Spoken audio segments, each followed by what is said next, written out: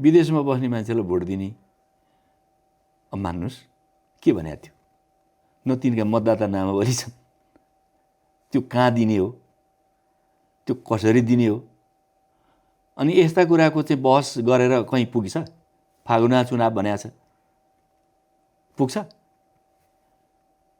कुन चिज असान्दर्भिक हो भन्ने कुरा त त्यसलाई चाहिँ उसबाट हटाउनु पर्यो नि।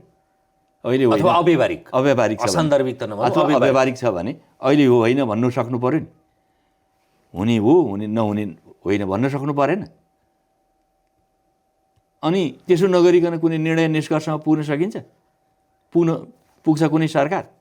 लोकप्रियताको जगमा बनेपछि धेरै निर्णयहरू झ्याल बाहिर हेरेर गर्नुपर्छ। अनि त्यसो भएर चाहिँ चल्ला त? तपाईँले झ्याल बाहिर भेटो, अर्को झ्यालबाट अर्को आउँछ, उसले भनेको कुरो फेरि मान्नु पर्यो, परेन? ल भइगयो त त्यो फाइल रोकौँ भन्यो, फेरि यसका कुरा सुन्नु पर्यो।